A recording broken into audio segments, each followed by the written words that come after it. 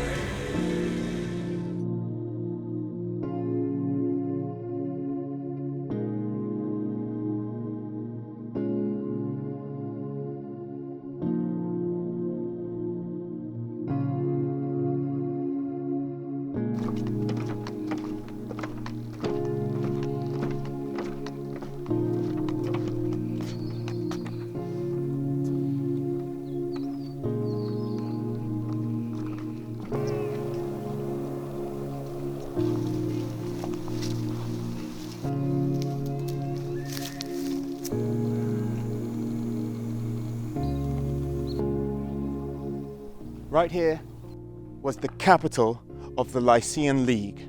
It's called Patara. These ruins represent one of the major cities of Lycia during the time that it was part of the Roman Empire and known as the Lycian League. Formerly there had already been a kind of republic here, and it had previously been on the Greek, very Hellenized Greek influence. But the Lycians were not Greeks, they were not Romans, they were their own thing. And although a lot of the temples here have temples to, there's a temple to Apollo here, there's a Greek god, and there's a grain store dedicated to Hadrian, Zeus, like in his divine form. So you can see the Roman and the Greek stuff, but no, they're not Roman, they're not Greek, they're Lycian, they're their own things, and even the Greeks did not think of them as being barbarians, so they were not Hellenes, they were not Greeks. So Lycian is an Indo-European language.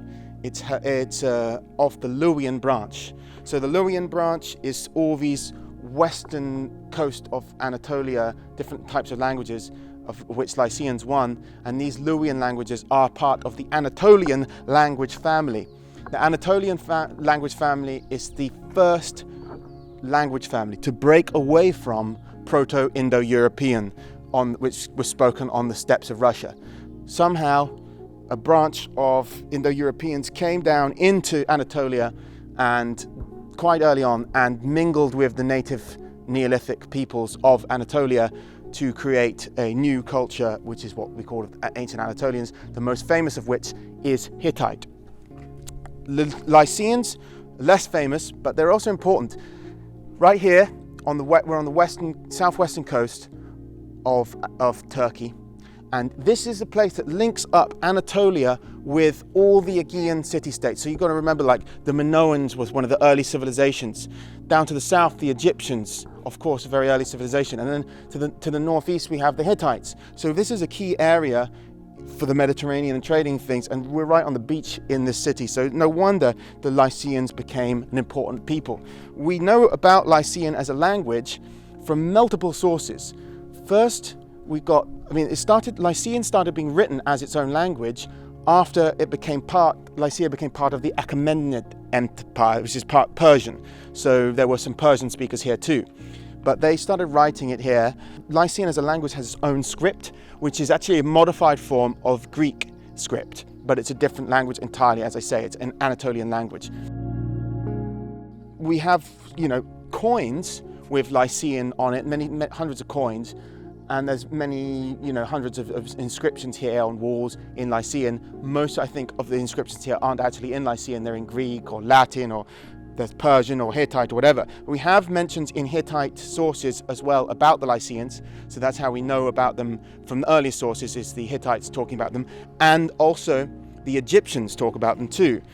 The Bronze Age collapse is what historians refer to as this collection of events that happened around the Mediterranean, from Greece to Egypt, where some great civilizations all fell. And many historians believe that part of this collapse was caused by what was known as the Sea Peoples. And that was different types of peoples from the northern Mediterranean sailing south and just wrecking stuff down in Egypt. And the Egyptians mention a people called the Lucca. The Lucca are widely accepted to be Lycians because it's pronounced Lycia in the Greek, it's Lycia. Even today, the Turks call this area Lycia. So it's still, it's quite obvious that the Lucca were the Lycians who were raiding the Egyptians and causing them a lot of problems. So yeah, the Lycians enter history quite early on, and they're well known about. It's funny how they're not so well known these days.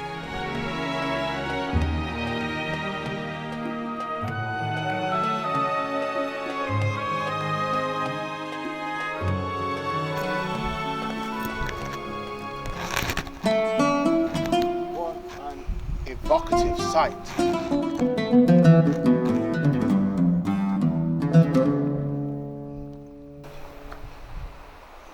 The ancient tombs of cloth. Which one is the tomb the Leto?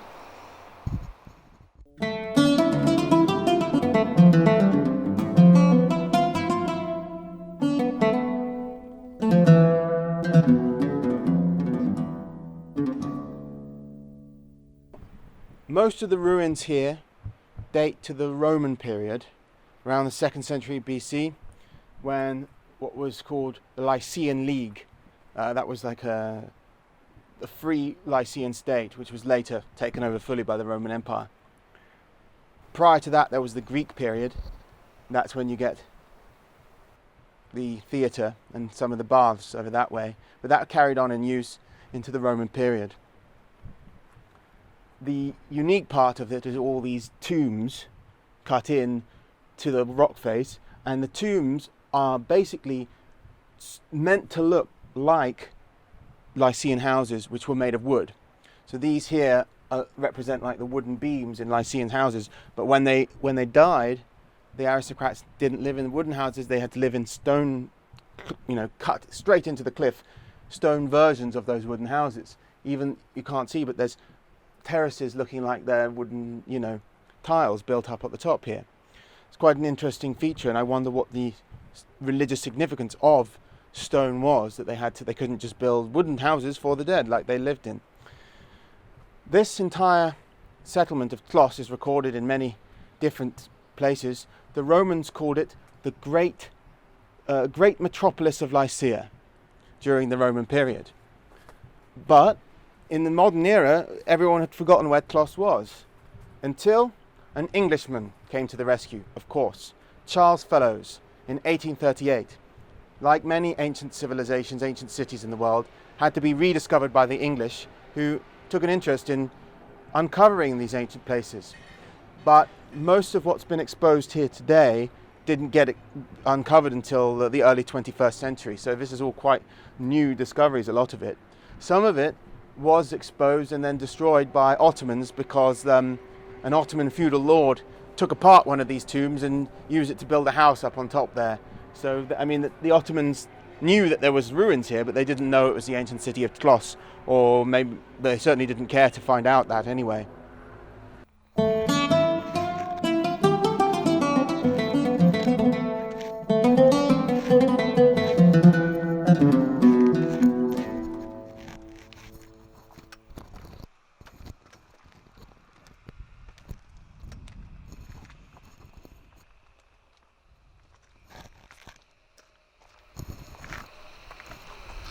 These are sarcophagi on the Lycian style. Burials up high where the winged creatures, something like sirens, come and take the souls of the dead, according to Lycian mythology. Tlos was one of the 6 largest cities of Lycia in ancient times. It was pretty successful. In this archaeological site, there's an amphitheater, there's lots of ruins in the ancient style. This place was inhabited from at least 2000 BC by Lycians. But this area is most famous, right up here in the mountains, for these tombs. Now, there's a lot of burials on the hillside that we can see. 2 main types. One is the sarcophagi in the Lycian style, which actually can be found also down in the plains and near the sea, some of them even under the sea, at the sunken city of Kakova. But many of them are also up in the mountains like this. But also up in the mountains, you have these types of tombs, these very impressive ones that I'm in now. It goes back into an alcove. There's a little room back here, and that's a tomb for an aristocrat. This is important people. But why did they have them all the way up here? Well, it's because of their beliefs of winged creatures like angels that come down and carry the souls of the dead to the sky, and it shows a belief in the immortal soul transcending upwards, quite different to some Indo-European beliefs about the underworld, about souls going downwards. And generally, Lycian religion follows that. Not only, although Lycians were Indo-European, their religion and that of all Anatolian cultures is quite Chthonic and follows sort of ancient Near Eastern, pre-Indo-European religious customs relating to an earth mother and the soil being a more sacred thing. So it's quite surprising then that Lycians have this custom of building these magnificent tombs right up in the mountains, and expecting some of their dead, at least the aristocrats, to be carried up to the sky, a celestial cult. That strikes me as being rather Indo-European and not Middle Eastern or Near Eastern, like some of the influences in Lycian religion, at least. Now, one of the most famous tombs here belonged to an amazing Greek hero, well, Lycian hero, in fact, Bellerophon. Now, Bellerophon, you may know from Greek myths, is the one who slayed the Chimera. He rode Pegasus, the winged horse. Of course, you must have heard of Pegasus. Pegasus came from Lycia, and Lycia at that time was terrorized by a monster, the Chimera, which was a mixture of 3 animals, a lion at the front, a goat in the middle, and a snake at the back. And it breathed fire. And, as part of old Bellerophon, whilst he was an errant hero, basically he was accused by a Lycian woman who was married, or who fancied him, of trying to seduce her after he rejected her, because the Lycian woman was so ashamed that she was rejected by him, being a married woman. She then made up the lie that he tried to rape her. And then as part of his, redemption arc, he's given some impossible tasks to fulfill, rather like the tasks of Heracles. And one of these tasks is that he must slay the Chimera.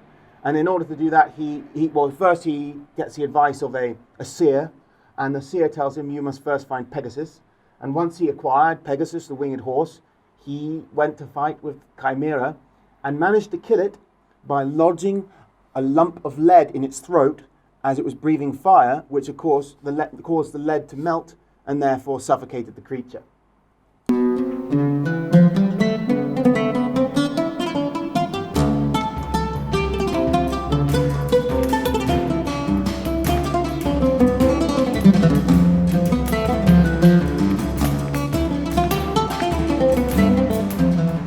Okay, you're going to like this. We found Bellerophon's tomb. This is it. Bellerophon's tomb. One of the most impressive rock-cut tombs in all Lycia, with proper pillars and everything. Come and have a look inside. Now, why is it called Bellerophon's tomb if we don't even know this mythological guy existed? Well, because there's a picture of Bellerophon here. Up here, he's riding Pegasus. There's our man, the hero himself. Now maybe this was just an aristocrat's tomb and he liked Bellerophon. Bellerophon was one of the important Lycian heroes. In fact, one of the districts of Lycia was named after Bellerophon at one stage. So, like, another one was named Sarpedon after a Lycian hero who was in the literature of Homer. So, yeah, okay, it doesn't mean Bellerophon was actually buried here, but it's Bellerophon's tomb as far as we're concerned. So what happened to Bellerophon after he killed the Chimera? Well, he went back to the Lycian king, Iobates, whose daughter had claimed that he had raped her, and told him, I did what you said, I got rid of the Chimera, I saved Lycia from this monster, but Iobates didn't believe him. He said, I don't believe you, I'm going to give you some more tasks. So he set him some more impossible tasks, one of which was to kill a bunch of Amazons, which he did. He went and killed the Amazons. And finally, Iobates just thought, I'm going to get this guy dead. He sent some assassins to kill him, but Iobates kills those two. Bellerophon kills them too. So it's like Iobates has got no more tricks up his sleeve. So, and then Bellerophon is fed up by now, and he calls on the god of the sea, Poseidon, to completely obliterate the Lycians, to get them back. And so the sea god hears his prayer and does so, and sends the waters to overtake the lands. The river Xanthos is the main river of Lycia. It floods its plains, all the fertile lands are flooded, and Bellerophon, our hero, marches into Lycia, this semi-matriarchal land. Our Hellenic hero marches in with the floodwaters of Poseidon going behind him, and the Lycians have one trick left up their sleeve. The Thots, the women of ill repute of Lycia, all emerge from their homes and walk up to the conquering hero and expose themselves, expose their genitalia to our hero, Bellerophon. And he just turns around 180 degrees and away he goes. He's not having any of that. And the waters retreat with him. And so the Lycian Thots saved Lycia with their licentious and shameful behavior. But what happens to Bellerophon after that? Well, Iobates, seeing that he has the power of Poseidon behind him, realizes he can't fight Bellerophon. And so he just says, okay, you win. You can marry my daughter. Not the one who said you raped her sister, the other one. You can marry her. And so he does. He marries this Lycian girl, and then he takes over lots of lands in Lycia with many grapes and many fields of wheat, and he is victorious in the end. And I don't know whether he kept Pegasus, because there are other myths about Pegasus, but that is how we see Bellerophon henceforth.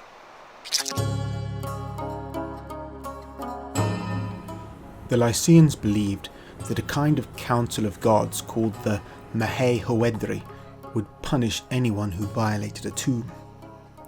If that is the case, then the Turks who graffitied this tomb at Telmessos did not go unpunished for their shameful desecration.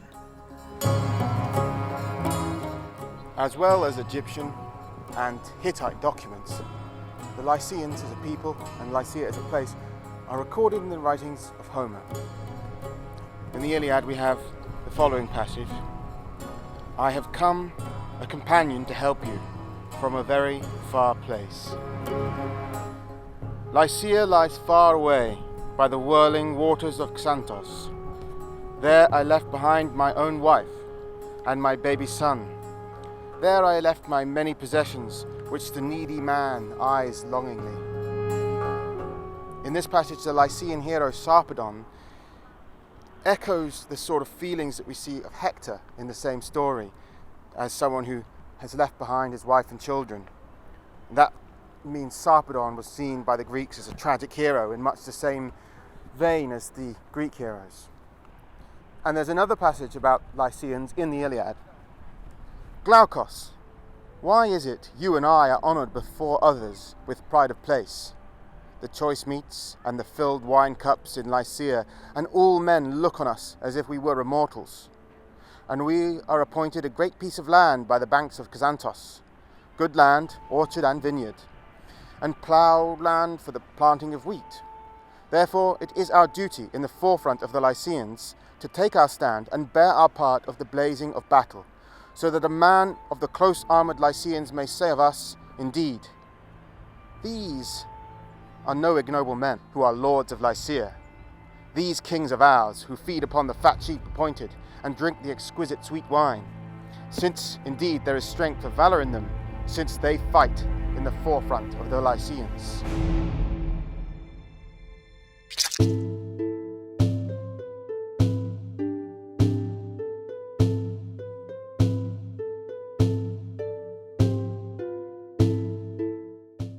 Look at all these lion statues everywhere here. Lycians liked lion statues. Come look over this way. Here's another one.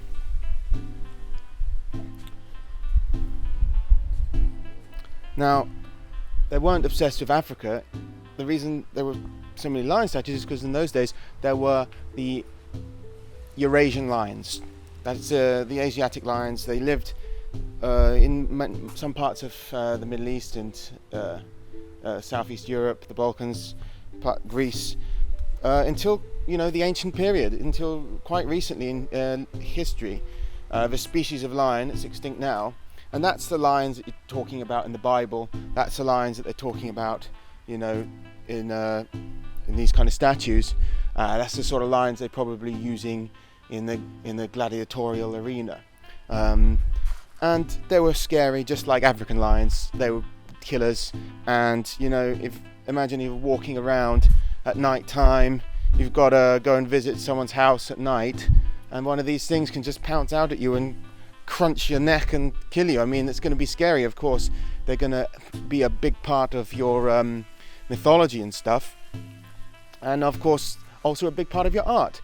But they emerge in almost every culture who know about them as beings representing nobility. Here we see them again, more lions in this lovely garden. Oh, swastikas on this as well. Come and have a look at that, cameraman. So one interesting lion connection in Anatolian religion is the Phrygian goddess Cybele. Cybele, also famous, she became a Greek goddess, and she was even then imported to Rome. As a goddess, her role is pretty much the same as the Roman goddess Ceres, whose name is related to modern English word cereal, because Ceres, the Roman goddess, like Cybele, the Greek/Anatolian goddess, were mother goddesses of agriculture. They were associated with the wheat, the grain, fertile crops, and this idea, I don't think it's Indo-European, this kind of goddess. Obviously Ceres comes from the same root as Cybele, and Cybele herself was not a Greek goddess, as I said. She was imported from Anatolia, but I think all of these agricultural mother goddesses, including Ceres and the later goddesses like Artemis of the Ephesians, not the original Artemis, who was a Greek hunting goddess, but the Artemis as she was worshipped in Anatolia, all of them end up being fertility goddesses that really are echoes of that original Neolithic agricultural goddess who came from Anatolia. And remember that all Europeans have ancestry from the original Anatolian migration that brought the Neolithic to Europe. And so all the Neolithic religions of Europe were essentially derived from Anatolian ones, perhaps with a little bit of hunter-gatherer influence, but mostly Anatolian, because most of the ancestry of Europeans in the Neolithic came from Anatolia. So all this idea of this matriarchal mother goddess of the crops, that comes from Anatolia. Now, one thing about Cybele is she rides a chariot drawn by lions. She is a goddess from Anatolia.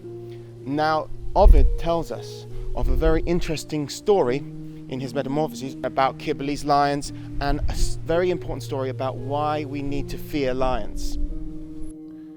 According to Ovid's story, the athletic hunting couple, Hippomenes and Atalanta, were turned into lions by Cybele as a punishment for having sex in her temple. Now yoked, they must draw her chariot. This, I think, is symbolic of how the Earth Mother Goddess seeks to stifle the strong and virile.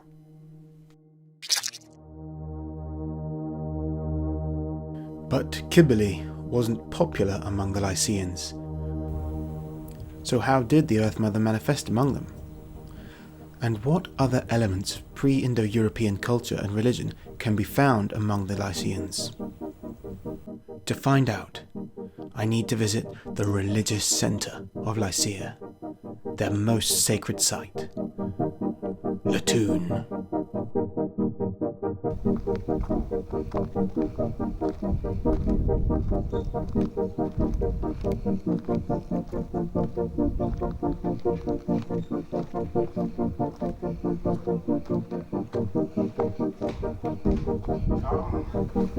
Come into the theatre.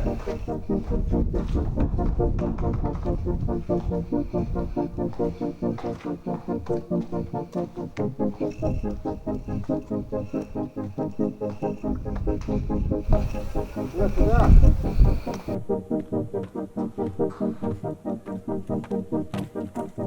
Are you not entertained?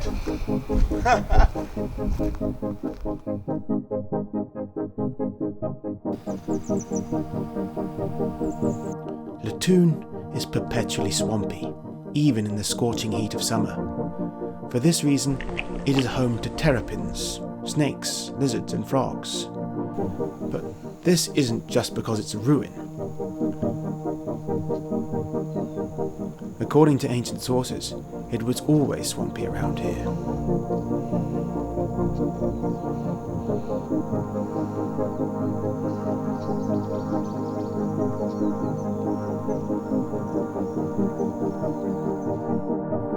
An ancient legend about this place, Latoon, and the goddess Leto or Latona, is preserved for us by the Roman poet Ovid in his Metamorphoses.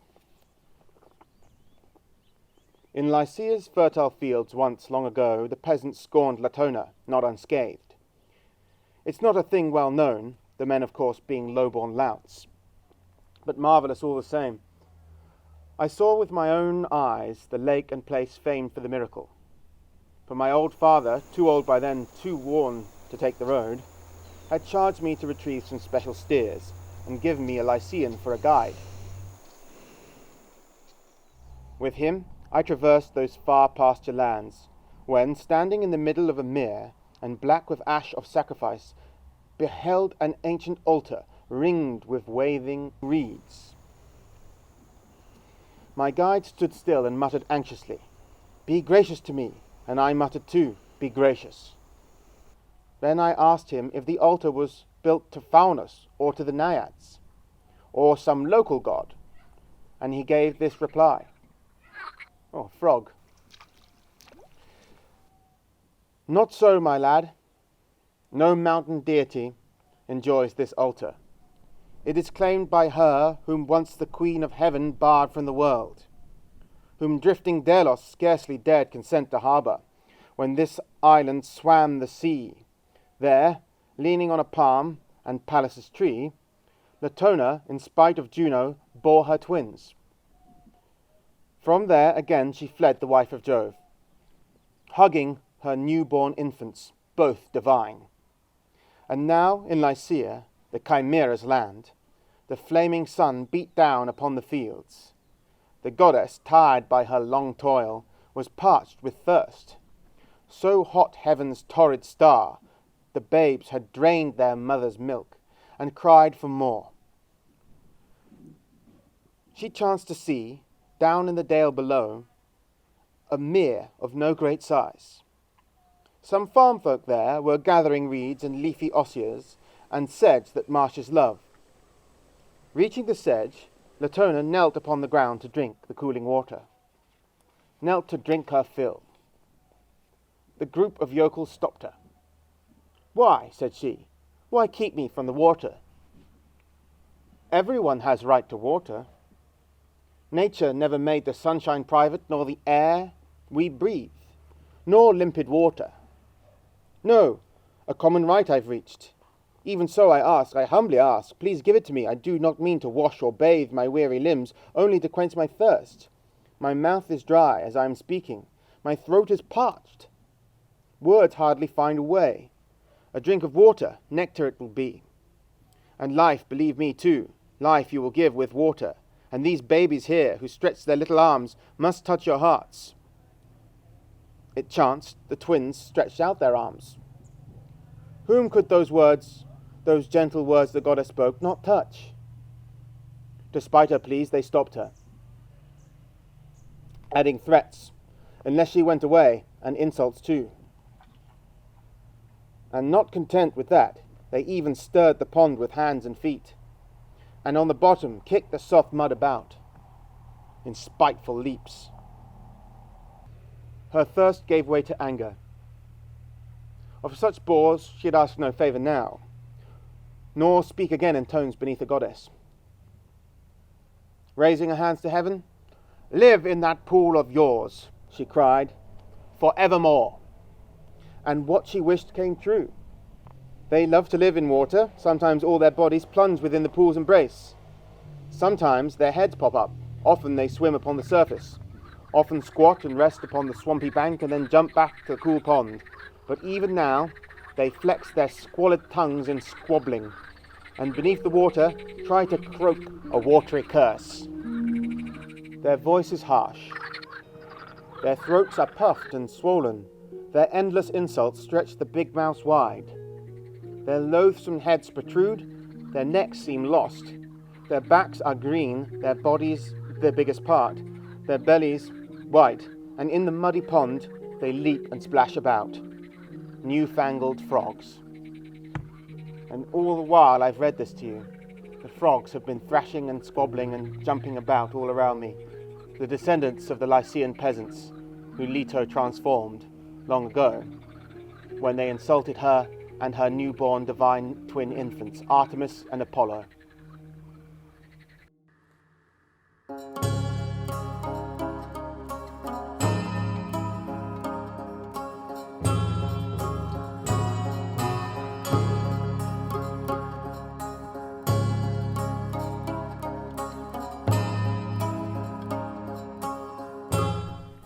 So Ovid tells us this story about the goddess Leto. Having become impregnated by Zeus, Zeus's wife Hera banishes Leto to wander the earth. And so she comes on planet Earth to this place, Lycia.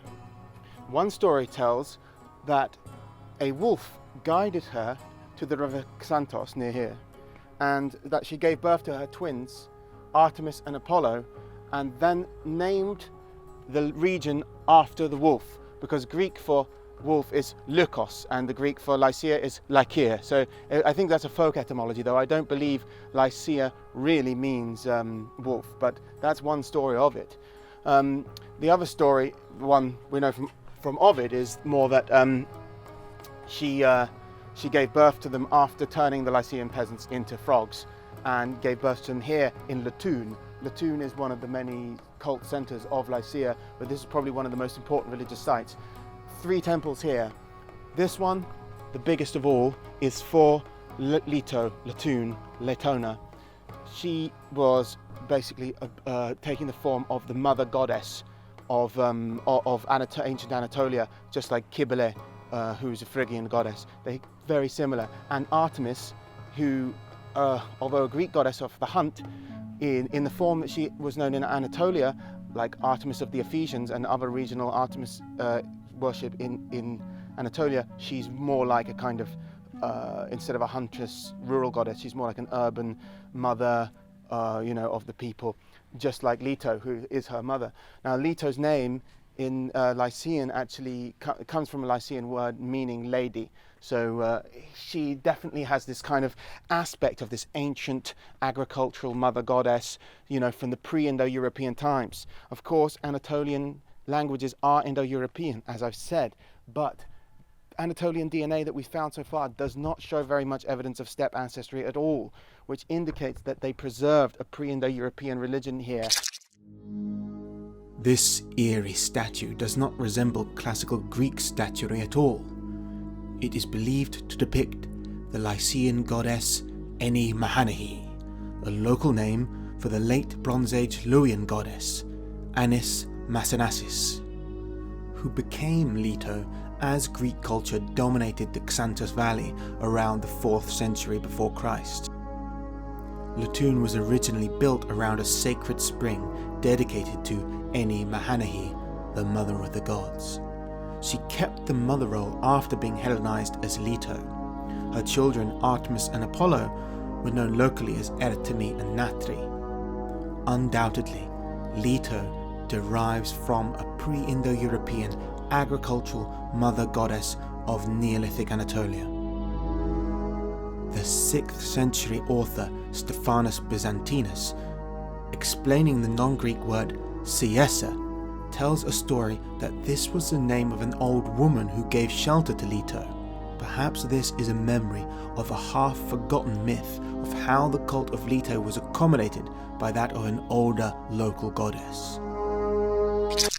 Inscriptions found here talk about how every year there had to be the sacrifices to Latoon here, and the punishments of those who failed to make the sacrifices to Leto would, they had to be held accountable to Leto and the nymphs that she presides over.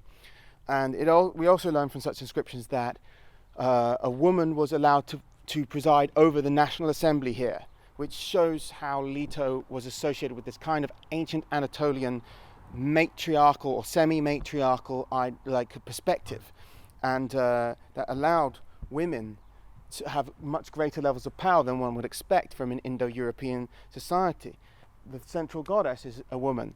Women could have high roles, like the woman presiding over the National Assembly, and the Lycians practiced matronymics.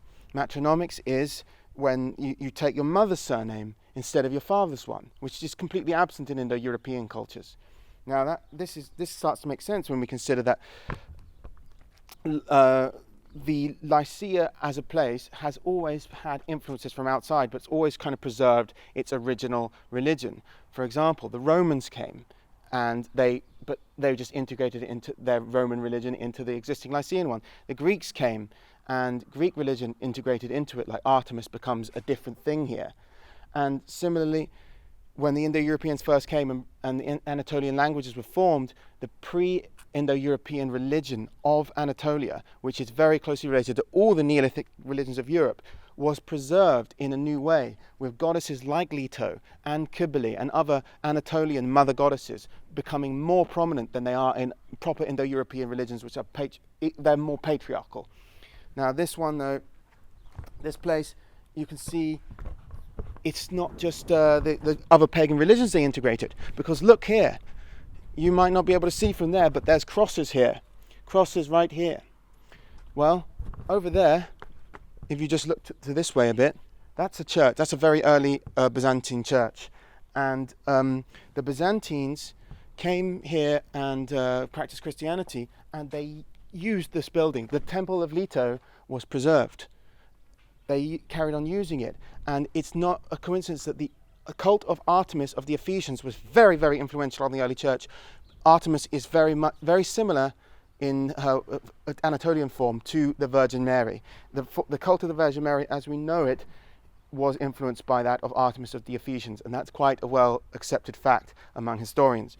But here you can see not all the gods were treated so kindly as Leto was by the Christians. Here is the Temple of Artemis, and it's been deconstructed. The rocks have been taken away. They have been removed so that they can build Christian buildings. The rough, raw rock around which the temple was built is likely to have been the original cultic object, representing the goddess herself, and thus proving that the local goddess Artemis was not merely an imported Greek goddess, but a fusion of a Greek one with an older local one. As this one for Apollo. So Apollo's temple isn't really here anymore. Sorry, great Apollo. But we see that these three gods were the main ones of the area, and two of those three gods are associated with this Anatolian mother goddess. Artemis and Apollo are not Lycian deities originally, obviously Greek ones, but they're totally different here, I think, than they are in Greece. They change a lot. Leto her name comes from the Anatolian word, a Lycian word meaning lady. So she's always had this kind of matriarchal association. Artemis was a huntress goddess in Greece. Here she has no such association. She's an urban goddess. The Artemis in Greece you would worship in the countryside. Here you could worship it right in the middle of an urban area. That's an Anatolian innovation. And Apollo, he changed a lot even in Greece and in Rome as well, everywhere he went as a god. He becomes more associated with Hyperborea. Is that because his mother Leto comes from Hyperborea? There was one version of a myth that says she was born, Leto, in Hyperborea. Others say she was born elsewhere. But it's also thought that Apollo was associated with Hyperborea because the Hyperboreans worshipped him there. Hyperborea, a mythical land in the north, probably equivalent to modern-day Scandinavia. There's also associations with the precious gem amber, which comes from the Baltic, with the cult of Apollo. But that isn't a Lycian thing. There is no connection to the north with the Lycian people, who are very Mediterranean people, very southern, very un-Indo-European, perhaps the least so of all the Indo-European languages. That's interesting, since Indo-European, the first Indo-European breakaway language group is the Anatolian language. It's the first group to go away from Proto-Indo-European, and it's much simpler than Proto-Indo-European. There's only 2 cases in the Anatolian language families, like Lycian, and that's quite interesting, because I'd say even though it broke away earliest, it's probably one of the least Indo-European of all the Indo-European cultures. Something worth considering. In the Temple of Apollo, at the holy site of Latun, this mosaic adorned the floor, and it's been moved to the museum in Fethiye. 3 symbols are prominent on it. On the left, the quiver and arrow representing Artemis, and in the middle, the solar disk. Apollo was by then a sun god, and this being his temple, he is the central figure represented by that solar symbol. And on the right, a lyre, a musical instrument which came to symbolize the land of Lycia itself. As with his mother and sister, we don't actually see any evidence of Apollo being worshipped in Lycia until the 4th century before Christ, but we do have a Greek source that connects him to the Lycians as early as the 8th century before Christ, in the form of Homer. In the Iliad, Apollo rescues the Lycian hero Sarpedon from the battlefield, and he also restores Sarpedon's friend Glaukos back to full health so that he can fight again. In later times, the second most famous oracle of Apollo, after Delphi, was in Patara. Apollo was conflated with an indigenous Lycian god called Natri, who was not significant to the Lycians before the introduction of the cult of Apollo. Interestingly, an Aramaic inscription from Lycia refers to Apollo under the Persian name for Mithras, Chhatrapati. Mithras was also associated with Apollo. Some Lycian depictions of Artemis look Greek, like this one from Kaunos, while others are unique to Anatolia. Artemis of Ephesus was a hugely influential goddess from Anatolia just north of Lycia, and her cult spread right across the Mediterranean as far west as France. The name Artemis was imposed onto a local goddess, and she was depicted completely unlike any Greek goddess, with her legs combined into a single pillar and her body covered in what may be bull's testicles or breasts. In Myra, in Lycia, Artemis was worshipped as the personification of liberty, Eleutheria, who is depicted on this coin from Myra. Artemis Eleutheria is a puzzling syncretic goddess, depicted in a Near Eastern style, like Artemis of the Ephesians. This one comes from Lycia. The frogs and scorpions carved on the pillar of her body are thought to be fertility symbols. Whatever they are certainly not Greek, but we have no evidence that Artemis was worshipped in Lycia prior to the increased Greek influence of the 4th century before Christ. Once again, we are looking at an indigenous Anatolian mother goddess. The late Neolithic and early Bronze Age Cycladic art of the Greek islands just near Lycia somewhat resembles more Near Eastern styles, which makes sense because prior to the arrival of the Indo-Europeans, Neolithic Greece was inhabited by people of primarily Anatolian descent.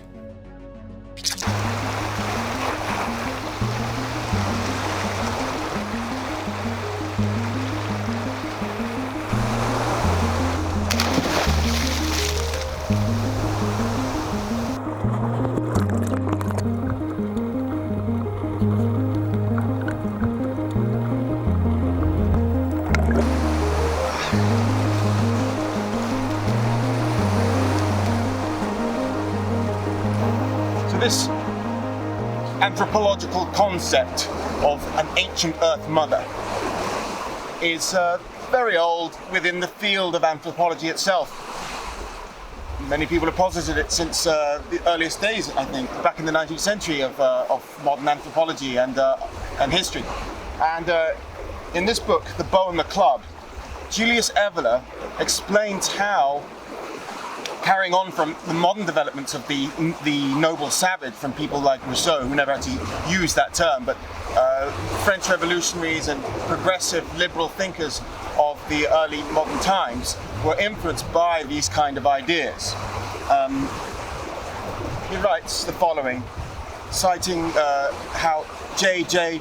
Bachofen, a brilliant scholar of antiquity, who has been almost completely forgotten by contemporary culture, was the first to identify the key idea from which this whole outlook has sprung. The physical maternal conception of existence. The reference here is to a kind of civilization incapable of conceiving anything higher than the physical principle of generation and natural fecundity, personified on the religious and mythological level by maternal deities, and especially Mother Earth, Magna Mater, the Great Mother. Before the generating mother, all beings are equal. Her law knows no exclusivism or differences. Her love shuns all limits, and her sovereignty does not allow any individual to claim a special right over that which by nature belongs to all beings collectively. The quality of being a child of the mother ensures intangible, sacred, equal rights to all. Equality goes hand in hand with physical intangibility, and a specifically brotherly social ideal of organized life is defined as being in compliance with nature. All this is not necessarily associated with an explicit matriarchy. The origins may be forgotten. The chthonic background, i.e. the background related to the earth, may become utterly invisible, yet live on in a particular spirit and pathos, in an inner character. This is the case, for instance, when the principles of natural law are applied in themselves in the abstract on a rationalistic level. It is clear what aspects of the more ancient law of Rome are irreducible to this outlook. Patria potestas, virile, aristocratic, senatorial and consular authority, the very conception of the state, and ultimately the theology of imperium. Thus, Rome is marked by an antithesis. Alongside laws and institutions of this sort, we find individual elements that, as the counterpart to particular cults, attest to layers reflecting that ancient Mediterranean civilization which can generally be described as Pelasgian. At its center stands, in various forms, the cult of the great mothers of nature, life and fecundity. If we return to the legal background positively embodied by the Roman state, we find that up until a certain period, the upper strata of Roman society were also shaped by a religious conception, only one opposite to the chthonic religious just outlined. For the state and its law express the same kind of sovereignty that the ancient Indo-European man assigned to the paternal forces of light and of the luminous sky, in contrast to the maternal deities of the earth, and even of the heavens.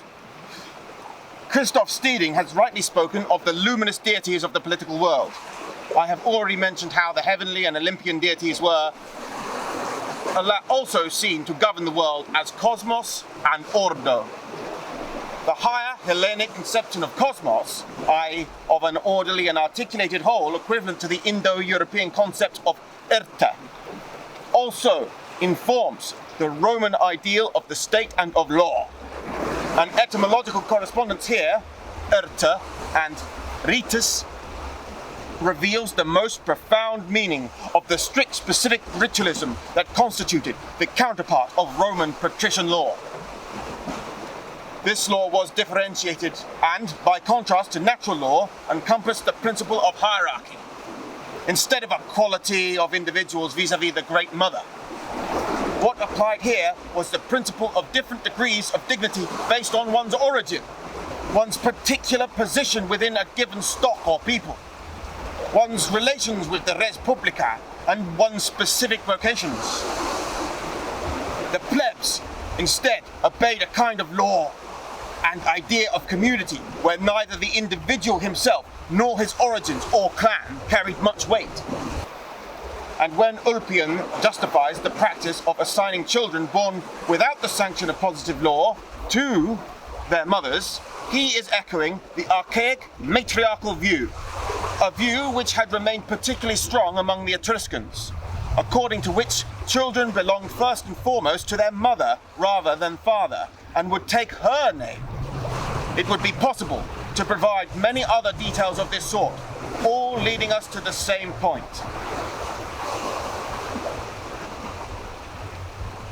One might, instead of Etruscans, have mentioned the Lycians, an even better example. Perhaps Evola was not aware, but as I have said, this form of goddess that was common in Rome in many different ways and Greece in different ways, Evola sees as an avenging cult, in the sense that it had formerly been the primary cult of the Mediterranean, that of the great Chthonic Earth Mother, who's ruled over a form of equality before everyone equal before the mother.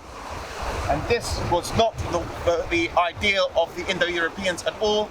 It was something that was the Neolithic ideal, which has its origin right here in the Anatolian Mediterranean regions, and which spread out before the Indo-Europeans across Europe and had an avenging power in Indo-European civilizations in Europe among peasants, among the lowest sorts of humanity, who were ruled by an aristocratic elite who were basing society on principles of celestial order, of the heavenly gods. The Sky Father, the Deus Pater,